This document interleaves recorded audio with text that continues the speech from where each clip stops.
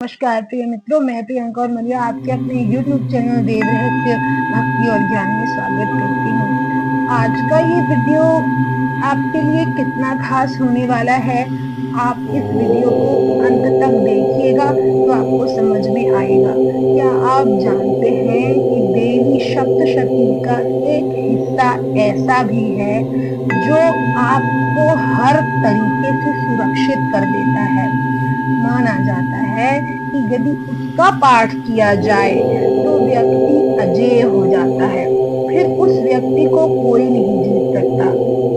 आज की दुनिया में बहुत सारी चीजें हैं जो व्यक्ति छुपा कर करता है, बहुत सारी बातें हैं जो व्यक्ति हर किसी से नहीं कर सकता। आपके जीवन में चाहे जितने भी कष्ट हो, चाहे आपके जीवन में जितनी भी परेशानियां हो, यदि इस चीज का पाठ कर लिया जाए तो वे जरूर नष्ट हो जाती है। जी हाँ मित्रों, मैं दुर्गा कवच की बात कर रही हूँ। दुर्गा कवच को विशेष रूप से दुर्गा सप्तशती में लिखा गया है।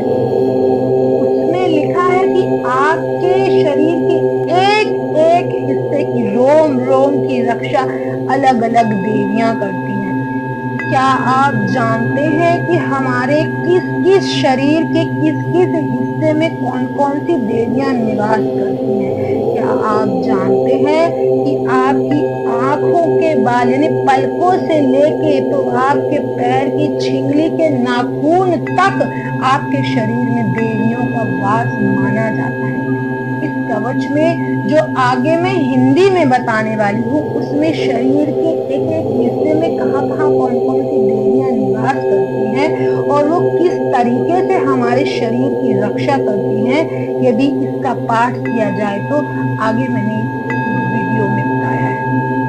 यदि आप अपना भला चाहते हैं, अपने परिवार का भला चाहते हैं, अपने जो प्रियजन है उनका भला चाहते हैं, तो नवरात्रों में तो करें ही करें, आप डेली बेसिस पे भी इसका पाठ करें। उससे आपको क्या क्या लाभ होंगे वे कवच के अंदर ही बता दिए गए हैं, मुझे अलग से उसे बताने की भी जरूरत नहीं है। तो आइए वीडियो को शुरू करते हैं।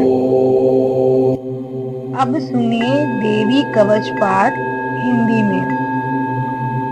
ओम चंडिका देवी को नमस्कार है। मार्कंडेय जी ने कहा, पितामह जो इस संसार में परम गोपनीय है तथा मनुष्यों की सब प्रकार से रक्षा करने वाला है, जो अब तक आपने किसी और के सामने प्रकट नहीं किया हो, ऐसा कोई साधन मुझे बतलाइए। ब्रह्मा जी बोले, ब्राह्मण ऐसा साधन तो देवी का कवच ही है, जो गोपनीय से भी परम गोपनीय है, पवित्र तथा संपूर्ण प्राणियों का उपकार करने वाला है। महामुने उसे श्रवण करो। देवी की 9 मूर्तियां हैं जिन्हें नव दुर्गा कहते हैं। उनके पृथक पृथक नाम बताए जाते हैं। प्रथम नाम शैलपुत्री है, दूसरी मूर्ति का नाम ब्रह्मचारिणी है, तीसरा स्वरूप चंद्रघंटा के नाम से प्रसिद्ध है, तो चौथी मूर्ति को कुष्मांडा कहते हैं। पांचवी दुर्गा का नाम स्कंद माता है, देवी के छठे रूप को कात्यायनी कहते हैं। सातवां कालरात्रि और आठवां स्वरूप महागौरी के नाम से प्रसिद्ध है। नवी दुर्गा का नाम सिद्धिदात्री है। ये सब नाम सर्वज्ञ महात्मा वेद भगवान के द्वारा ही प्रतिपादित हुए हैं। जो मनुष्य अग्नि में जल रहा हो, रणभूमि में शत्रुओं से घिर गया हो, विषम संकट में फंस गया हो तथा इस प्रकार के भय से आतुर होकर जो भगवती दुर्गा की शरण में प्राप्त हुए हैं, उनका कोई अमंगल नहीं होता। युद्ध के समय संकट में पड़ने पर भी उनके ऊपर कोई विपत्ति दिखाई नहीं देती। उन्हें शोक दुख भय की प्राप्ति नहीं होती। जिन्होंने भक्ति पूर्वक देवी का स्मरण किया हो, निश्चय ही उनका अभ्युदय होता है। देवेश्वरी जो तुम्हारा चिंतन करते हैं, उनकी तुम निसंदेह रक्षा करती हो। चामुंडा देवी प्रेत पर आरूढ़ होती हैं, वाराही भैंसे पर सवारी करती हैं, एंग्री का वाहन ऐरावत हाथी है, वैष्णो देवी गरुड़ पर आसन जमाती है। माहेश्वरी वृषभ पर आरूढ़ होती हैं। कौमारी का वाहन मयूर है। भगवान विष्णु की प्रियतमा लक्ष्मी देवी कमल के आसन पर विराजमान है और हाथों में कमल धारण किए हुए हैं। वृषभ पर आरूढ़ ईश्वरी देवी ने श्वेत रूप धारण कर रखा है। ब्राह्मी देवी हंस पर बैठी हुई हैं और सब प्रकार के आभूषणों से विभूषित हैं। इस प्रकार ये सभी माताएं सब प्रकार की योग शक्तियों से संपन्न हैं। इनके सिवा और भी बहुत सी देवियां हैं जो अनेक प्रकार के आभूषणों की शोभा से युक्त नाना प्रकार के रत्नों से सुशोभित हैं। ये संपूर्ण देवियां क्रोध में भरी हुई हैं। भक्तों की रक्षा के लिए रथ पर बैठी दिखाई देती हैं।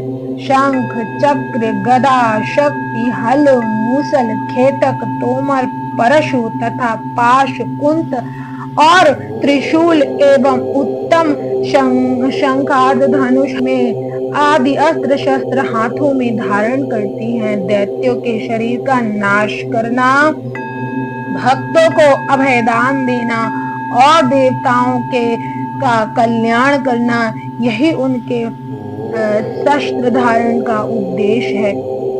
कवच आरंभ करने से पहले इस प्रकार प्रार्थना करनी चाहिए। महान रौद्र रूप, अत्यंत घोर पराक्रम, महान बल और महान उत्साह वाली देवी, तुम महान भय का नाश करने वाली हो, तुम्हें नमस्कार है। तुम्हारी ओर देखना भी कठिन है। शत्रुओं का भय बढ़ाने वाली जगदम्बिके, मेरी रक्षा करो। पूर्व दिशा में इंद्र की शक्ति मेरी रक्षा करें। अग्निकोण में अग्नि शक्ति, दक्षिण दिशा में वाराही, नैऋत्य कोण में खड्गधारिणी मेरी रक्षा करें। पश्चिम दिशा में वारुणी, वायव्य कोण में मृग पर सवारी करने वाली देवी मेरी रक्षा करें। उत्तर दिशा में कौमारी और ईशान कोण में शूल धारिणी रक्षा करें। ब्रह्माणी, तुम ऊपर की ओर से मेरी रक्षा करो और वैष्णवी नीचे की ओर से मेरी रक्षा करें। इस प्रकार शव को अपना वाहन बनाने वाली चामुंडा देवी दसों दिशाओं में मेरी रक्षा करें। जया, आगे की ओर से विजया, पीछे की ओर से मेरी रक्षा करें। वाम भाग में अजिता और दक्षिण भाग में अपराजिता रक्षा करें। उद्योतनी शिखा की रक्षा करें। उमा मेरे मस्तक पर विराजमान होकर रक्षा करें। ललाट में मालाधरी रक्षा करें। यशस्विनी देवी मेरी भौहों की संरक्षण करें। भौहों के मध्य भाग में त्रिनेत्रा, नथुरों की यम घंटा देवी रक्षा करें। दोनों नेत्रों के मध्य भाग में शंखनी और कानों में द्वारवासिनी रक्षा करें। कालिका देवी कपोलों की तथा भगवती शांकरी कानों के मूल भाग की रक्षा करें। नासिका में सुगंधा और ऊपर की ओठ में चर्चिका देवी रक्षा करें। नीचे की ओठ में अमृतकला तथा जीवा में सरस्वती देवी रक्षा करें। कौमारी दांतों की और चंडिका कंठ प्रदेश की रक्षा करें। चित्र घंटा गले के घाटी की और महामाया तालु में रहकर रक्षा करें। कामाक्षी ठोड़ी की और सर्वमंगला मेरी वाणी की रक्षा करें। भद्रकाली ग्रीवा में और धनुर्धरी पृष्ठवंश की मेरुदंड में रहकर रक्षा करें। कंठ के बाहरी भाग में नीलग्रीवा और कंठ की नली में नीलकुबरी रक्षा करें। दोनों कंधों में खड्गनी मेरे दोनों भुजाओं की व्रजधारिणी रक्षा करें। दोनों हाथों में दंडिनी और उंगलियों में अंबिका रक्षा करें। शूलेश्वरी नखों की रक्षा करें। कुलेश्वरी कुक्षी पेट में रहकर रक्षा करें। महादेवी स्तनों की शोक विनाशिनी मन की रक्षा करें। ललिता देवी हृदय में रहकर शूल धारणी उदर में रहकर रक्षा करें। नाभि में कामनी गुहा भाग की गुहेश्वरी रक्षा करें। पूतना और कामिका लिंग की और महिषवाहिनी गुदा की रक्षा करें। भगवती भगवती कटी भाग में और विंध्यवासिनी घुटने की रक्षा करें। संपूर्ण कामनाओं को देने वाली महाबला दोनों पिंडलियों की रक्षा करें। श्री देवी पैरों की अंगुलियों में रहकर, तलवासिनी पैरों के तलुओं में रहकर रक्षा करें। अपनी दाढ़ों के कारण भयंकर दिखाई देने वाली दंत दृष्टा कराली देवी, नखों की और ऊर्ध्वकेशनी देवी केशों की रक्षा करे। रोमावलियों के छिद्र में कौबेरी त्वचा की वागीश्वरी देवी रक्षा करे। पार्वती देवी रक्त मज्जा वसा मांस हड्डी मेद की रक्षा करे।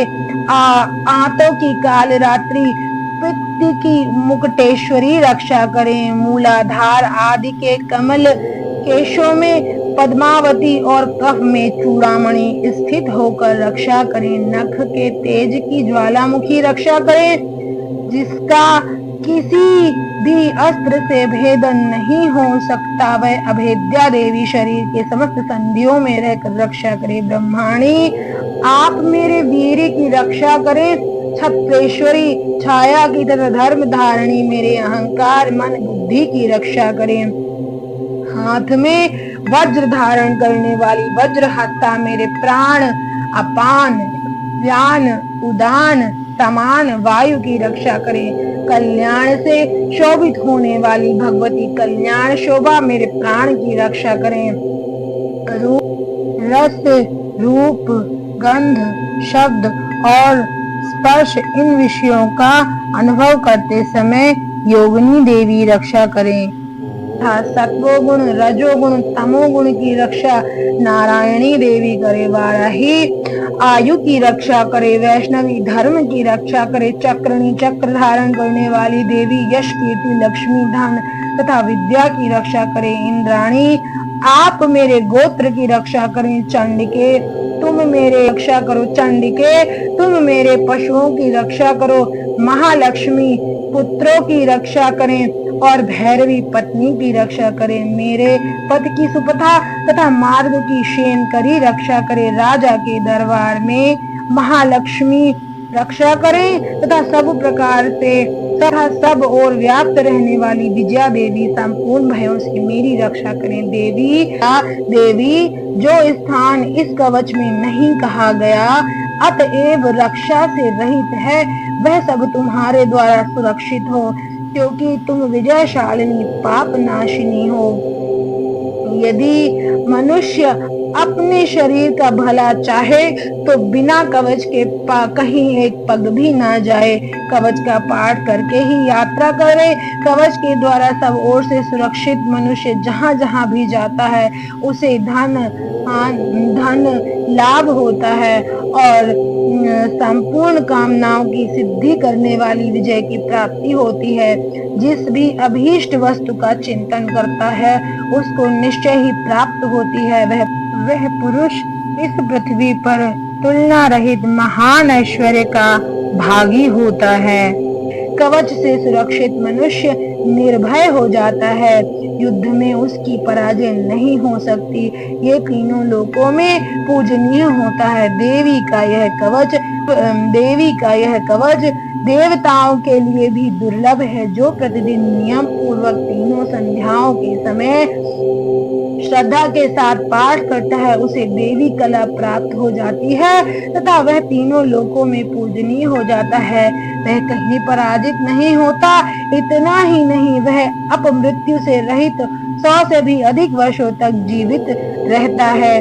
मकड़ी चेचक कोढ़ आदि उसकी संपूर्ण व्याधियां नष्ट हो जाती हैं।